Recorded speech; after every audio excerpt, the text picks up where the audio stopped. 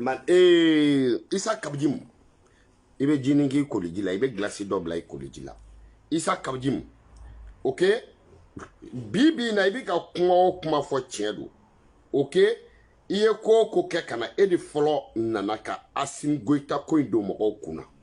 edi folo nanaka Asim Goita ko ka tiefo edi folo nanaka surasi nunu chaman ko kubi fede chaman ko ka be surasu deme olu ta kun bloku ni place ko ni mo ku ye mais ka fo ku be police ku be surasu fe ambu deme u be tien kan isa kabjime de folo afo no jara no digira muna kle ko kono nye pre no digira muna sam donc tiens de fo ben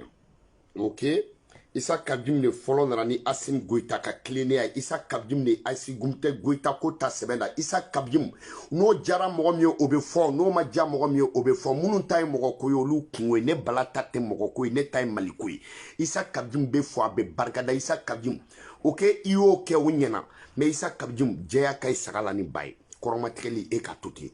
isa kabjim jeya kay sagala ni bay e ka ke bengela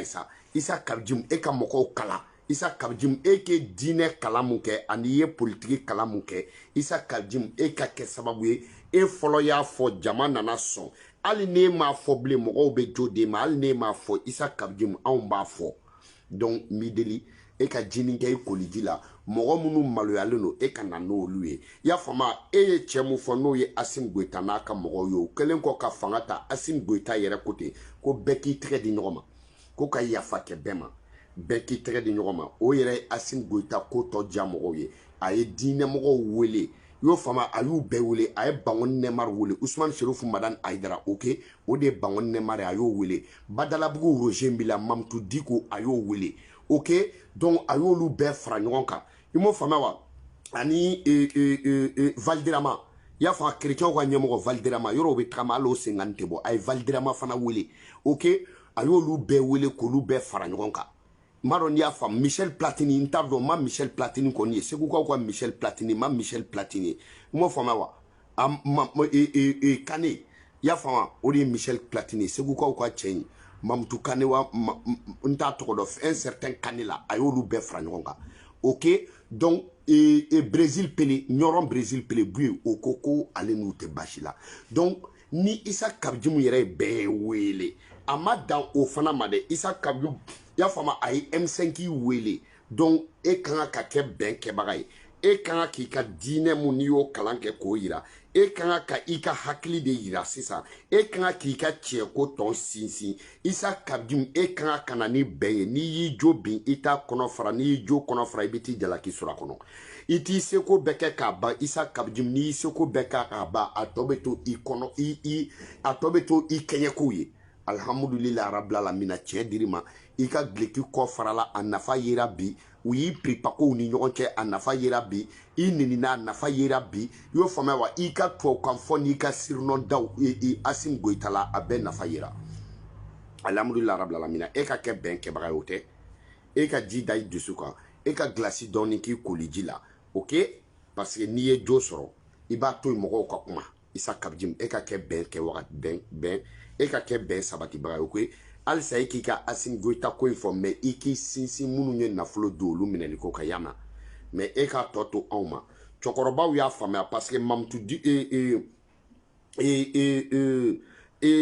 sorlashu ye chokoroba wele uye dinamogo wele uye horon wele uye jelu wele uye be wele ka fara nyogon ka kanga majigi donc kan yere ka be donc ça eka to majigi kono ya fama eka be sabati yo fama wa donc jeune fiu ani jeune garçon nous ya fama wa kamelenu ni bogotiginu e ka on luto nyona ni mun nana olula on bo nyamoko din kari foite bo ala an lamenu no ni fanga bana ni amseni wa me ka do de supporter munu be fanga la koy donc ni tise ka fuike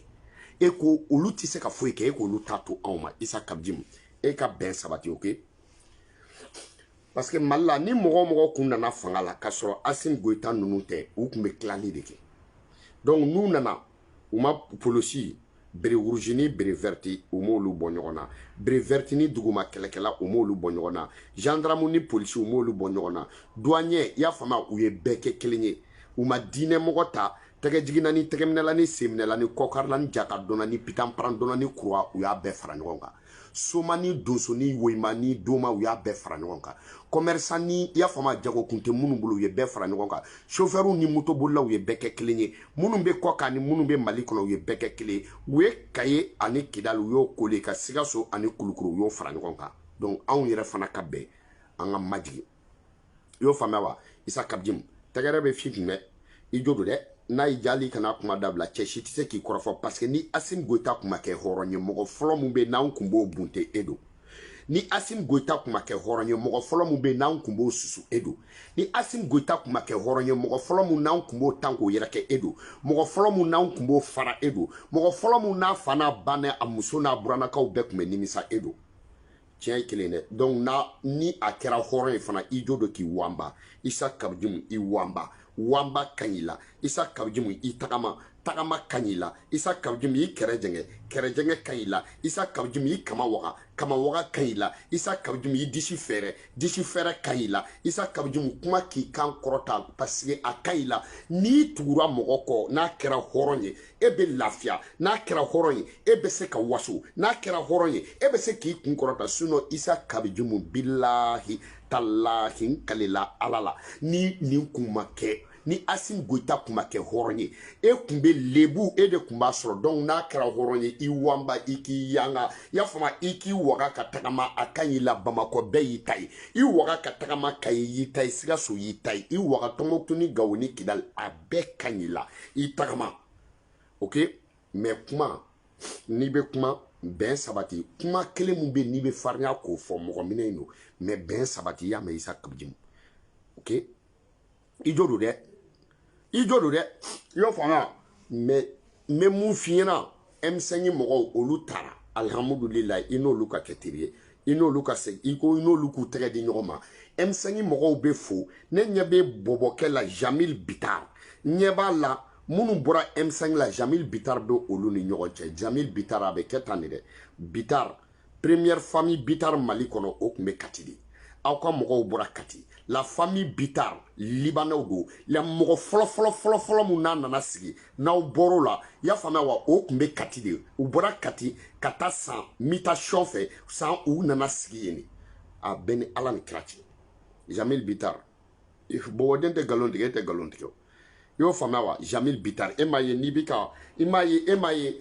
Jamil Bitar courant tigɛra an ka so o tɛ yen ko ni courant tigɛra e bɛ dibi bɔ koyi a bɛɛ ni Ala ni kira cɛ i y'a faamuya wa cɛ jɛman tɛ ampoule mais a yɛrɛ bɛ lumière bɔ su fɛ dɛ Bitaru de Jamil Bitar Yaro de Jamil Bitar Hanzunu de Jamil Bitar Sani Fioni Mantura ni Duruna ni Pogo ni Mazanku ani Somo olu ka Bitar merci i bi ka mun kɛ a bɛ kɛ tan de Jamil Bitar mɔgɔw koli mɔgɔw fara ɲɔgɔn kan i m'a faamuya wa Jamil Bitar ma ye Jamil Bitar Mali ni tɔw tɛ kelen dɛ Mali sigi ma nɔgɔn dɛ n'i ye wari sɔrɔ kara u b'a f'i y'a suɲɛ n'i ma wari sɔrɔ u b'a f'i ye dangaden n'i ye wari sɔrɔ u b'a f'i ye suɲɛni kɛ n'i ye nafolo sɔrɔ u b'a f'i ye suɲɛni kɛ i y'a faamu ni i bɛ nafolo mɔgɔ bɛ nafolo sɔrɔ a bɛ kɛ ka diɲɛ fanga dɔ de to yen i b'a sɔrɔ ka sɔrɔ n'i yɛrɛ tɛ président i b'a sɔrɔ président dɔ de tile la e ma u y'a bɛɛ fɔ bi e m'u dalen e la wa Bitaru de Jamil Bitar la ilaha illallah n tɛ Bitar non mo sɔsɔli bɛ kɛ mɔgɔw de cɛ mun tɔgɔ fila bɛ dugu kɔnɔ Bitar tɔgɔ wa a bɛɛ Bitar fitinin n'i ko Bitar dɔrɔn e dɔrɔn de yera koyi Bitar tɔ bɛɛ perdre a ka Bitariya la bɛɛ b'o dɔn n'i ko Bitar bɛɛ Jamil Bitar don a tigi bɛ sɔrɔ k'a fɔ ko ayi a bɛ sɔrɔ k'a fa tɔgɔ fɔ i fana i kelen don ka kabako kɛ la famille Bitar la dɛ parce que hali ni mun ko ale ye Bitar don u bɛ se k'a fɔ an ka Jamil Bitar de hali ni finen don u b'i ɲininka ko Jamil Bitar da f'i k'a fɔ ko ayi k'i fa tɔgɔ fɔ i fana kelen de dɔn n'o la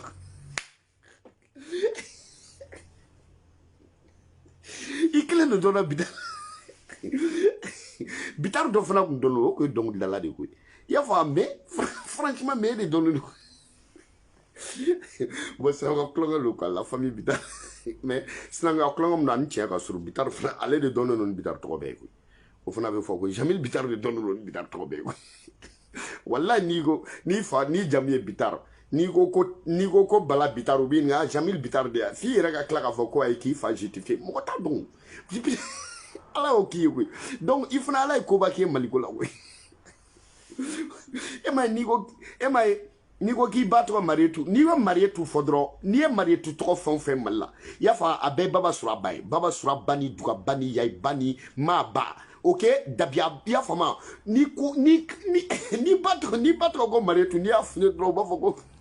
atro dra baba badla i ko zo marietu trop be baba badi go baba ba infna la ko wa ko fna ko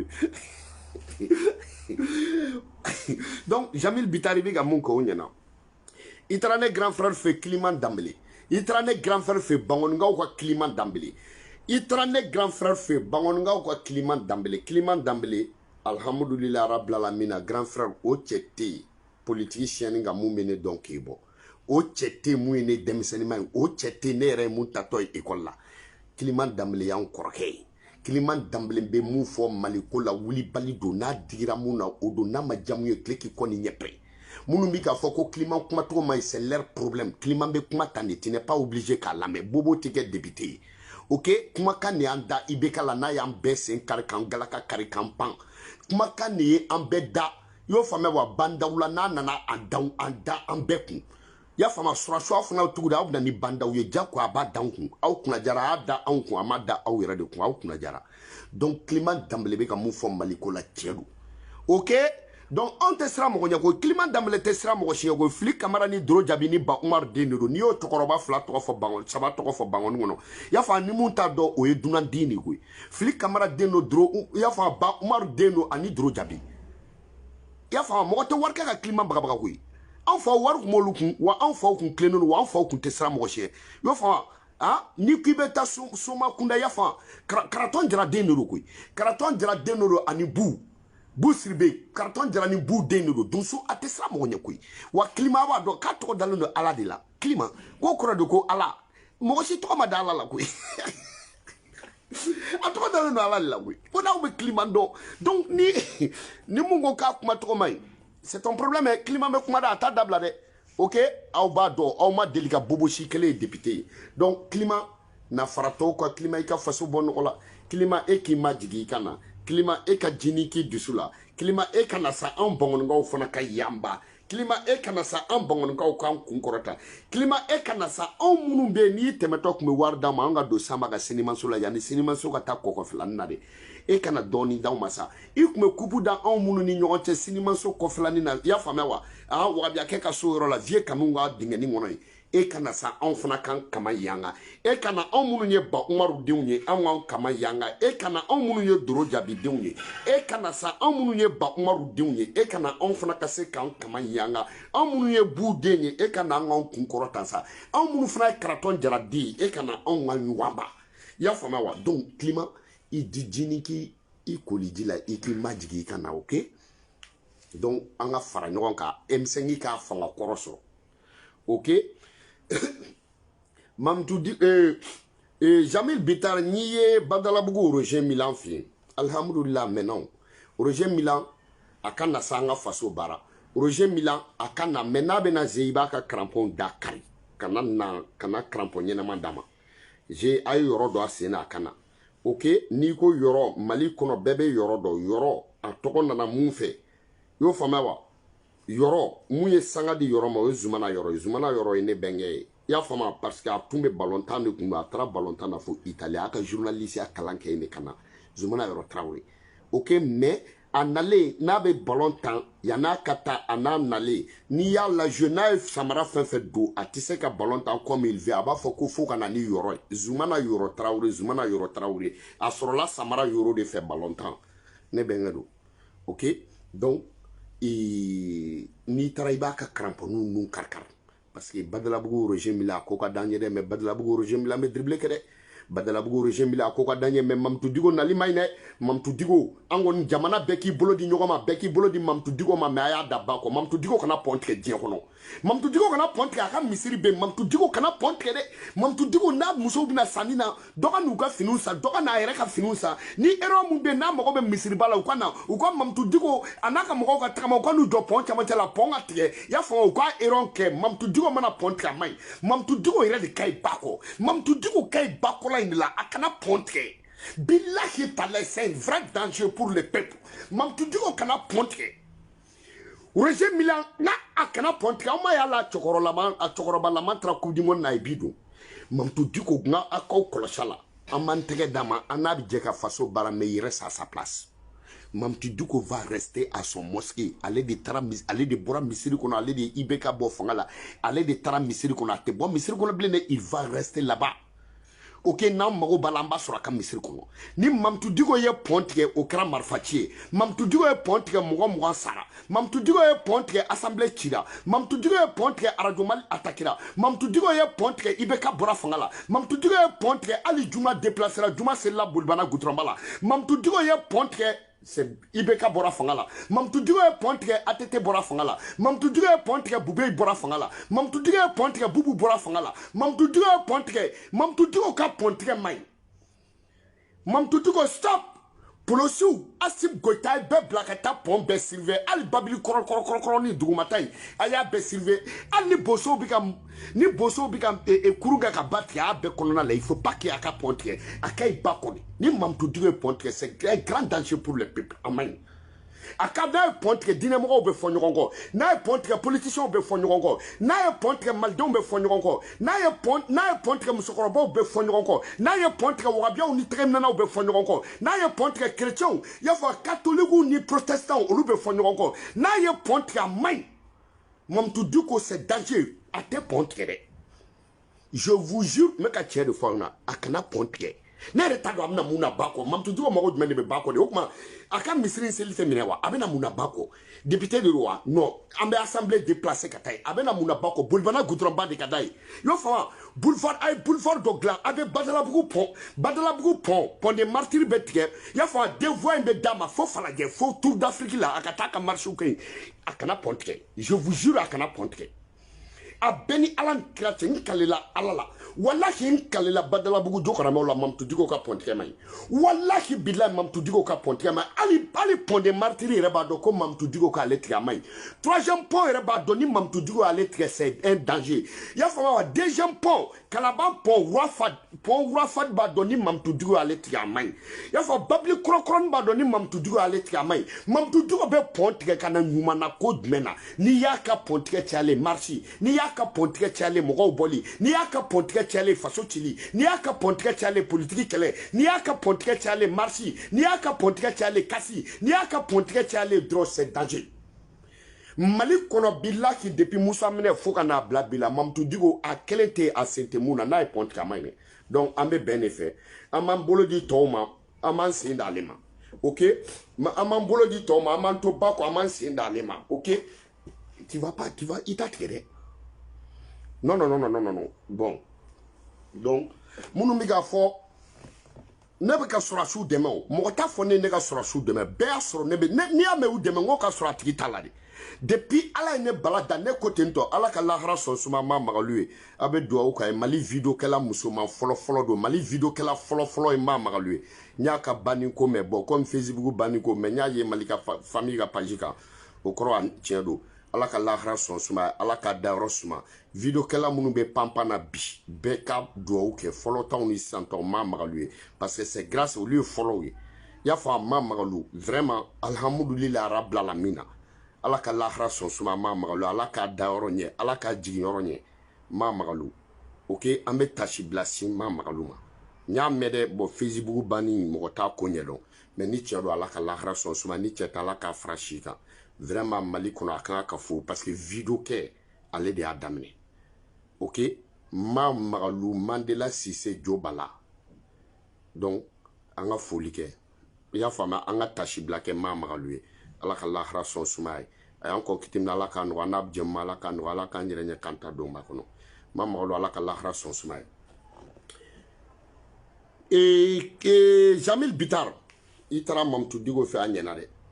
alhamdulillah rabbil alamin de Mamtou Diko be dille akana na ni do ala me aka yafa an bolo di nyoma ni chimumba da ka ke lettre ni chimumba da ka ke téléphone ni chimumba da ka do mo wore da ka tam me ni Mamtou Diko gerela groupe la abachi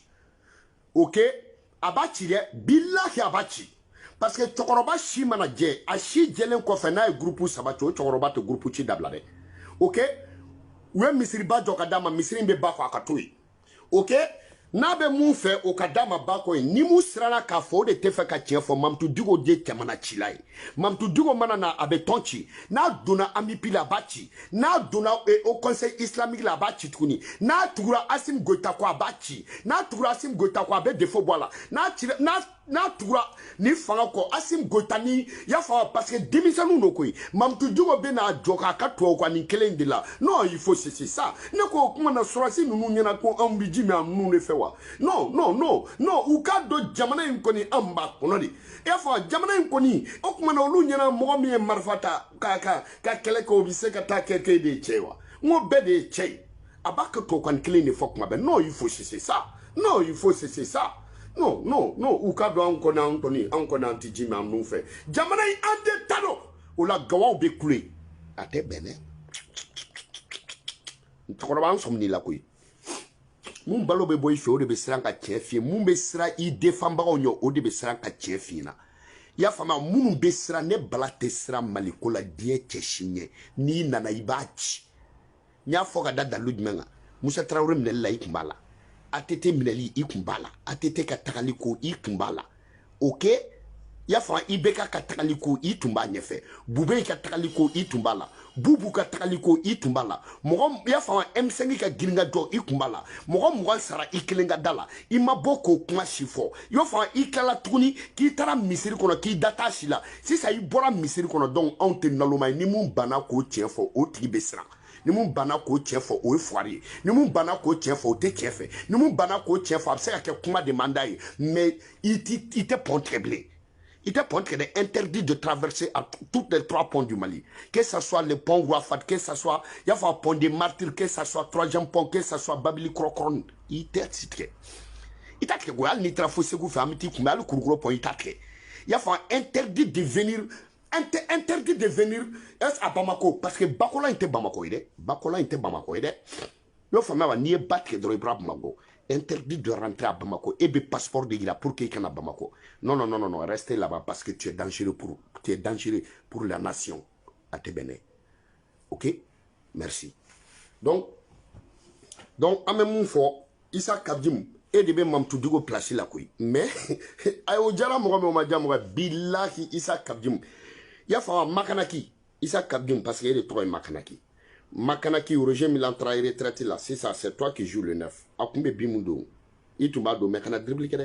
parce qu'il y a bidon d'âme fandari là, parce qu'il y a flashing Goïta Fanyogo. Maintenant, on a confiance à toi, mais il dit là, bidon Mekana dribble ok? Quand Bolika bidon a ti joka keta, Roger Milan Memunge, ito kanare. Yo fa, ka bidon a Bolika ti jo corner yorona ki ga donige. Ya fa Roger Milan, o tekere. Il y a Assimi ko damne iba laban et puis il be tiens de fo Assimi Goïta munu nye wardum akou mine tiens de fo Assimi Goïta maliko la surtout en wa carte ninako ok Issa Kabdim kana ni no ko en wa carte ninako ok makanaki ya fama ye makanaki di ok bon si ça kain e ka wuli san Issa Kabdim e ka wuli Jamil Bitar be ka munge M5 la i ka M5 be fara ɲɔgɔn kan i k'olu bolo minɛ i y'a faamu i bɛ taa i ka remplaçant fɛ yen ok i bɛ taa i ka remplaçant fɛ yen i bɛ ka an y'i ladon mun nɔ la Mamutu Diko ok i bɛ t'o fɛ yen i y'o faamuya wa Roger Milan n'i bɔra Roger Milan fɛ yen kana ba tigɛ fɔlɔ dɛ i bɛ sira minɛ direct i bɛ sira minɛ i bɛ direct kɛ fɔlɔ i bɛ taa Segu i y'a faamuya wa i bɛ taa Michel Platini fɛ yen Mamadou Kane de tɛ il y a Michel Platini fin, il y a Famawa. Donc il y a Michel Platini fin. C'est quoi Mamadou Kane ou Mamadou Kane. Et alors donc à toi semaine. C'est quoi tiens à toi ma bongona. Ah. C'est quoi tiens toi. C'est quoi tiens toi. Il y a tout fin. Yama, il va fouiller na. Ko beki bolo di nyoma ko Assimi Goïta côté. Ni boro fin. Il t'a Valdrama fait chrétien ou nyemgo ni boro fait il t'a bangon Neymar fait il y a fa ni sera Segu ni Roger Milanier il bidila daka Gilles Bougandé Mamutu et Arasake il y a fa mawa et Segu ga Gilles Bougandé il y a fa Soufi Bilal ni boro fana fait si ça ni nana Assimi Goïta ma avion dima il t'a Brésil préfet nyoro oui ok donc ambini Mamutu Diko face à don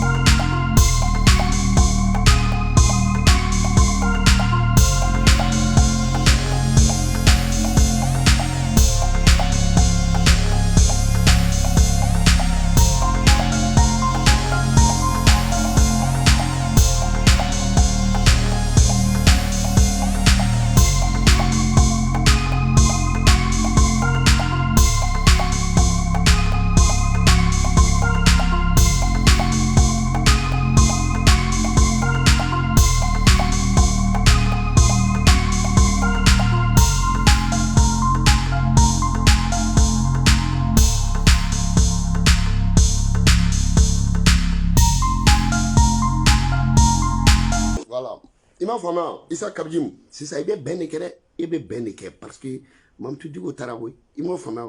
mais Nterge et de a remplacé il a dribblé a fini ka Asim Goïtaye on te dribblé ok parce qu'elle est rentrée dans crampon ce que nous mis sénat mais il connaît vraiment mon frère nous quoi mais mon fino do il veut mon ben ok Asim Goïtabe ben fait Kabdjim tu es bien placé actuellement Issa Kab et Asim Kola il est fait Bekera ok tu fais partie aussi Mounouye Djamana sauvé tu fais partie aussi Mounouye Djamana défend tu fais partie aussi parce que nous c'est que Djamana défend donc merci et Mounou do Moro Kuna Issa Kabdjim be folare billahi Moukou est plein de titres sur la chou kama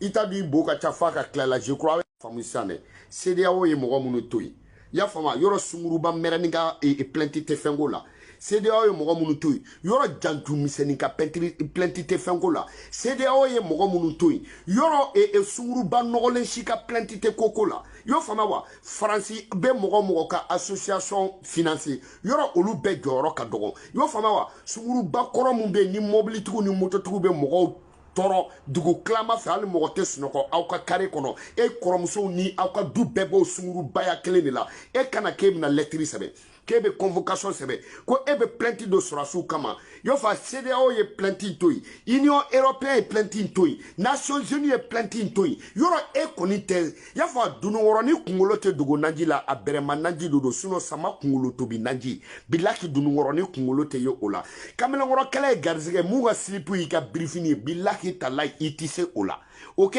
ntaka dugu ibe munga blunda lo de tasumalo deni te ko damne ka dabla ima bla fronto mugane la ni ya blola ba dabla fronto boroma na kro tiso tabe sura kono ama kro ji jugoro de basite nyigi jona kuru ne mafrina na minai ok ambe sans prene jigi eka ika planting ibe ta don ika association colon de sunguruba association ya fama iba fermé etando fasoko de batra ko Sunguruba wata ganasi. One love à vous tous. Ame segin kana balaba. Issa Kabdjim ibi doni jigin ibe jini ki koliji la. Yo fama eka benke. Ya fam Asim Goïta ko beka bolo di nyoma eka to beka bolo di nyoma eka se chokoroba ma eka se musokoroba ma eka se association bema eka se Mali tomba bema eka ke bunya ke bagay eka ke munyu ke bagay eka mogo la beni wakati la odi rol kan ela ika kuma surasu wera fe Issa Kabdjim am bebu fe ok ni metti ga me se ngana one love à vous tous 600